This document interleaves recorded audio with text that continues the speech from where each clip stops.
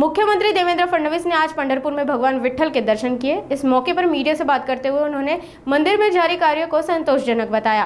फडणवीस ने कहा कि आषाढ़ी से पहले काम पूरा करने के प्रयास जारी है। साथ ही उन्होंने अन्य मुद्दों पर भी अपनी प्रतिक्रिया दी।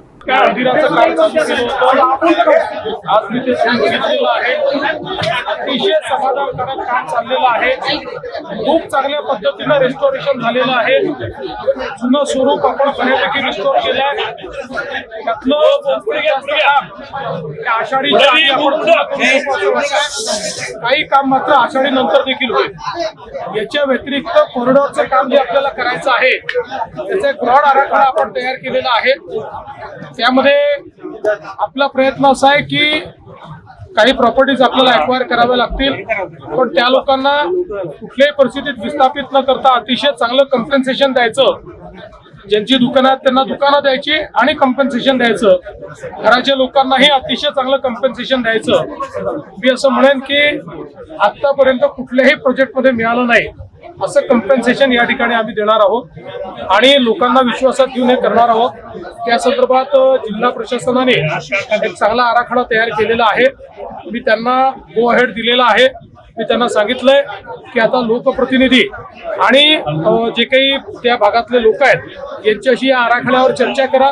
त्यांना समजावून सांगा आराखडा काय आहे, त्यांना समजावून सांगा आपण काय देणार आहोत आणि त्यानंतर लगेच आपण ॲक्विजिशनचं काम जे आहे ते सुरू करू। त्यामुळे कुठेही लपवालपी न करता लोकांना विश्वासात घेऊन हे काम लवकर सुरू करायचं। आम्हाला पुढच्या 3 महिन्यात आम्हाला ॲक्विजिशनचं काम सुरू करायचं आहे की हे तर पक्का आहे की त्या ठिकाणी सुपारी घेऊन ही सगळी कामं चाललेली आहेत। पण त्याच्यावर मी स्वतंत्रपणे बोलेन। आज जर आपण पंढरपूरचा विषय असेल तर पहिली गोष्ट अशी आहे की या संदर्भात सगळ्यांची चर्चा करावी लागेल, कारण शेवटी त्याच्याकरता पैसे होळकरांनी दिलेले आहेत आपल्याला कल्पना आहे। त्यामुळे मोठ्या प्रमाणात समाजाचा रोष देखील आहे की असं कसं तुम्ही डायरेक्ट काढून टाकणार। इतके वर्ष झाले आहेत त्या ठिकाणी जे काही वाघ्याचा पुतळा समाधी जे काय म्हणाल ते आहे, तर याच्यात सगळ्यांची चर्चा करून वाद न करता मार्ग निघू शकतो। प्रत्येक गोष्टीत वाद केलाच पाहिजे असं आहे का?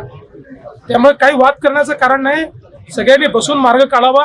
उगाच 2 समाज एकमेकांसमोर उभे झालेले दिसतात, इकडे धनगर समाज वेगळा, इकडे मराठा समाज वेगळा, असं काही नाही। सगळे समाज एकमेकांसोबतचे समाज आहेत।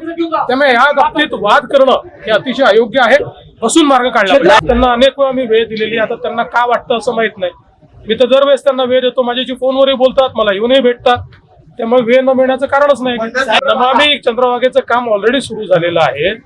ते काम काही लगेच पूर्ण होऊ शकत नाही, त्याला वेळ लागणार आहे। कारण एक नगरपालिका, एक ग्रामपंचायत, एक नाला, सगळं जाणारं घाणपाणी हे ट्रॅप करावं लागणार आहे। पण काम आपण सुरू केलं। अजितदादांनी जी भूमिका मांडली आहे ती सरकारची आहे। अजितदादांनी कधी म्हटलं नाही की शक्य नाही।